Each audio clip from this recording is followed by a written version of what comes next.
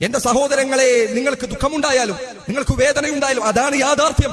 ലാ ഇലാഹ ഇല്ലല്ലാഹ് എന്ന് ചൊല്ലിയവൻ അല്ലാഹുവിനോടല്ലാതെ പ്രാർത്ഥിക്കാൻ പാടില്ല. വിശുദ്ധ ഖുർആനിൽ അല്ലാഹു പറഞ്ഞത് എന്താണ്? വഖാല റബ്ബുകും ഉദ്ഊനി അസ്തജിബ് ലക്കും.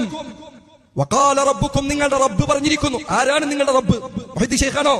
അല്ലാഹുവിന്റെ റസൂലാണോ? സല്ലല്ലാഹു അലൈഹി വസല്ലം നബിമാരാണോ? ഔലിയാക്കന്മാരാണോ? അല്ല, ലോകങ്ങളെ പടച്ചവനായ അല്ലാഹുവാൻ.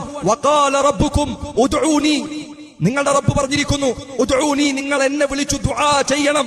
അസ്തജിബ് ലക്കും, ഞാൻ നിങ്ങൾക്ക് ഉത്തരം നൽകാം. അള്ളാഹുവിന്റെ കൽപ്പനയാണത്, അള്ളാഹുവിന്റെ കൽപ്പനയാണത്. എന്റെ പ്രിയപ്പെട്ട സഹോദരങ്ങളെ, ഈ കൽപ്പന നമ്മൾ പ്രാവർത്തികമാക്കണ്ടേ? എന്നാൽ ആളുകൾ ഇതാ ലാ ഇലാഹ ഇല്ലല്ലാഹ് എന്ന് ചിലർ ഉച്ചരിക്കുന്നു, പക്ഷെ അവനത് അള്ളാഹു അല്ലാത്തവരോട് വിളിച്ചു പ്രാർത്ഥിക്കുന്നു. ലാ ഇലാഹ ഇല്ലല്ലാഹ് എന്ന കലിമത്തു തൗഹീദ് അതിനെ തകർക്കുകയാണ്. അതുകൊണ്ട് സഹോദരങ്ങളെ, ഒന്നാമത്തെ പാഠം, ഇസ്ലാമിലെ ഒന്നാമത്തെ കാര്യം തൗഹീദാണ്. അത് പ്രാവർത്തികമാക്കണോ?